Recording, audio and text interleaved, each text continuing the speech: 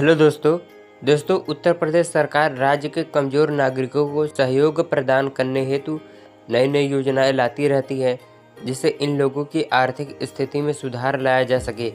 ऐसी एक नई योजना लाया गया है मुख्यमंत्री योगी आदित्यनाथ के द्वारा, जिस योजना का नाम है यूपी राष्ट्रीय पारिवारिक लाभ योजना। ठीक है दोस्तों, राष्ट्रीय पारिवारिक लाभ योजना यह एक योजना है जिसका संचालन समाज कल्याण विभाग के द्वारा किया जाता है। ठीक है, योजना के अंतर्गत राज्य की गरीबी रेखा से नीचे जीवन यापन करने वाले शहरी तथा ग्रामीण उन नागरिकों को यह लाभ दिया जाता है जिनके परिवार में कमाऊ मुखिया की किसी कारणवश मृत्यु हो जाती है। तो जिन औरत की जो है कि उसके आदमी की मृत्यु हो जाती है और उसके घर में कमाने वाला कोई नहीं होता है, खर्चा चलाने वाला कोई नहीं होता है, उस औरत को जो है कि उसके परिवार को 30,000 रुपये सरकार देती है। ठीक है, ताकि वह अपना खर्चा चला सके।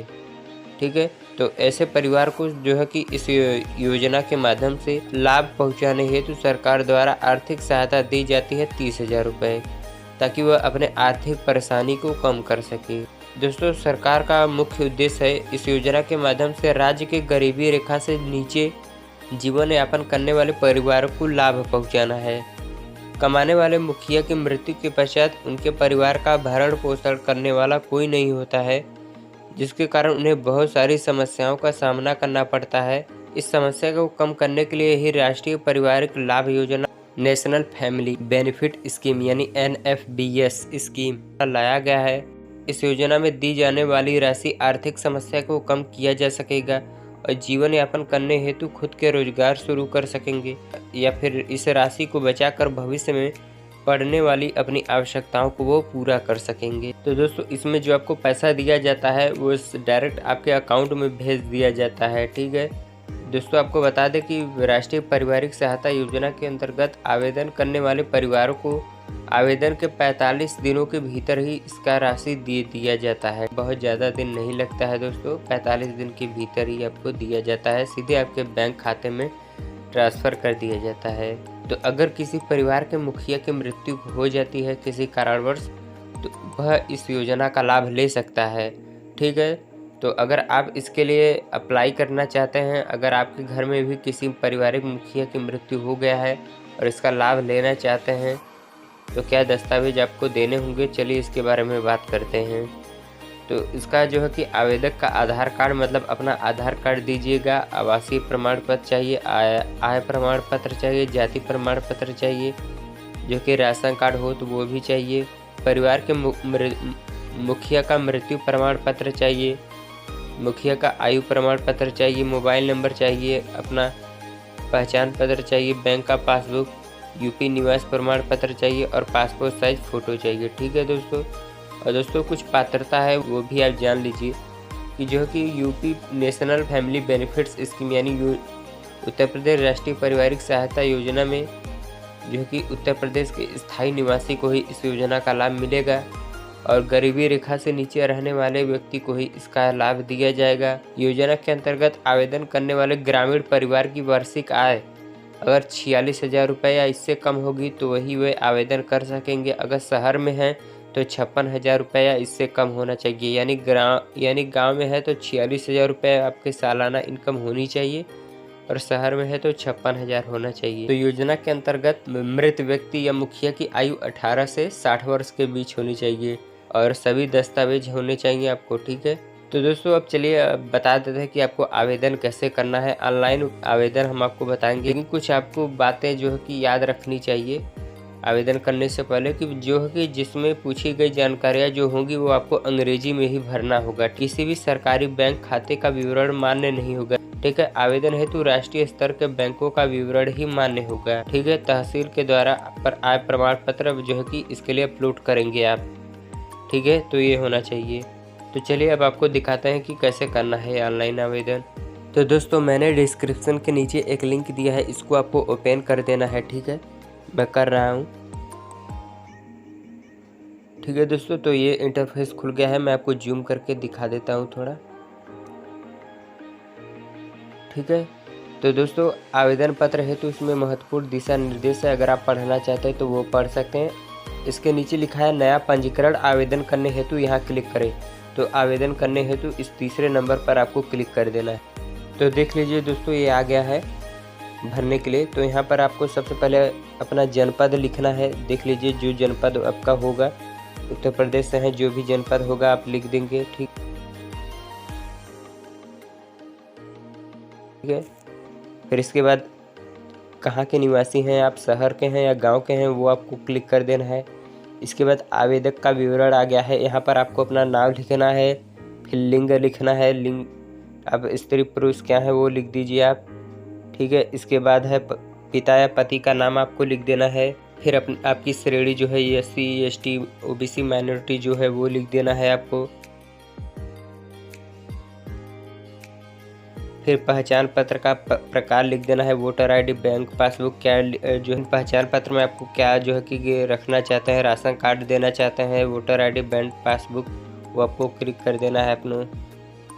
आपको सेलेक्ट करना है। फिर पहचान पत्र का क्रम संख्या जो दिया जाता है उसमें वो आपको लिख देना है। याद रखिएगा दोस्तों, सब अंग्रेजी में होना चाहिए। पहचान पत्र की फ़ोटो कॉपी आपको अपलोड करना है। ठीक है। आपको पहचान पत्र का फ़ोटो कॉपी जो है कि गैलरी से चूज करके आपको ले लेना है। फिर यहाँ आपको वार्षिक आय जो है कि आपको लिख देना है। अगर गांव से है तो 46,000 और शहर में है तो 56,000। ठीक है। आय प्रमाण पत्र जो है संख्या जो तहसील द्वारा जारी किया गया हो वो होना चाहिए। ठीक है। और आय प्रमाण पत्र का आवेदन संख्या होना चाहिए, इसमें आप जो है कि लिख देंगे। ठीक है। फिर इसके बाद STD कोड अपना लिख देंगे, फिर अपना मोबाइल नंबर लिख देंगे। ठीक है। तो इसको भरने के बाद फिर आता है बैंक खाते का विवरण। यहाँ पर आपको अपना बैंक लिख देना है, जो आपका बैंक है। देख लीजिए, जो भी आपका बैंक होगा इसको आपको सेलेक्ट कर देना है। फिर आपके बैंक शाखा का नाम जो है, शाखा का जो होगा उसको आपको लिख देना है इसमें। फिर IFSC कोड लिख देना है। फिर बचत खाता संख्या लिख देना है। फिर बैंक खाता पासबुक जो है कि यहाँ पर आपको जो है कि जो गैलरी में होगा उसको लेकर यहाँ पर आपको अपलोड कर देना है। ठीक है। इसको दोस्तों भरने के बाद फिर आता है मृतक का विवरण। अब आपको लिख देना है इसमें मृतक का क्या नाम है वो लिख देना है। मृतक के पिता या पति के नाम लिख देना है। ठीक है। इसके बाद मृत्यु प्रमाण पत्र संख्या जो होता है वो लिख देना है। फिर मृत्यु प्रमाण पत्र लिख देना है दोस्तों। मृत्यु प्रमाण पत्र जारी करने की तिथि जो होगा वो लिख देना है। फिर मृत्यु की तिथि कब हुई थी मृत्यु ये लिखना है। मृत्यु का कारण जो होगा देख लीजिए, विषैले जीव काटना, बिजली गिरना, दुर्घटना, हत्या, जो भी कारण है सब लिख देना है। इस एक आपको सेलेक्ट कर देना है। मृतक की उम्र जो होगा वो लिख देना है। मृतक का व्यवसाय क्या था वो लिख देना है। देख लीजिए, किसान थे, मजदूर थे या क्या थे वो लिख देना है। फिर आवेदक का मृतक से संबंध क्या है, पिता, पति, बहन, भाई जो भी हैं वो आपको सिलेक्ट कर देना है। फिर मृत्यु प्रमाण पत्र को आपको अपलोड कर देना है इसमें। ठीक है। तो आपको अपना सिग्नेचर दिया है, इसको आपको अपलोड कर देना है। आय प्रमाण पत्र अपलोड कर देना है, जो मृतक का आय प्रमाण पत्र था वो अपलोड करना है। मृतक की उम्र से संबंधित प्रमाण पत्र आपको अपलोड कर देना है। देख लीजिए वो क्या थे, आधार कार्ड उनका अपलोड करें, वोटर ID जो है कि जो करना चाहते हैं कर देंगे आप। ठीक है। इसके बाद दोस्तों ये जो कोड दिया है दोस्तों, ये जो एक कोड दिया है आपको दिख रहा है 46,184, इसको यहाँ पर आपको भर देना है। तो भरने के बाद दोस्तों यहाँ पर आपको चेक मार्क का निशान लगाता है। देख लीजिए लिखा है चेक मार्क का निशान लगाना है। मैं सत्यापित करती हूँ। इसको आपको पढ़ देना है। और नीचे ये देखिए बॉक्स दिया है, इसको आपको क्लिक कर देना है। फिर आपको सबमिट फॉर्म पर आपको क्लिक कर देना है। ठीक है। मैं सबमिट कर देता हूँ। तो ये देखिए दोस्तों, यहाँ पर जो है कि आ गया है, कुछ इस तरह से बन के आ जाता है आपका। ठीक है। यहाँ पर जो जनपद आपका आ जाता है, रजिस्ट्रेशन संख्या, ग्रामीण क्षेत्र हेतु सब ये सब लिख के आ गया है जो आपने अपलोड किया था। ठीक है। जो अपने फार्म में भरा था वो सब आ गया है। आवेदक का विवरण आ गया है। बैंक खाते का विवरण जो आपने डाला था वो सब आ गया है।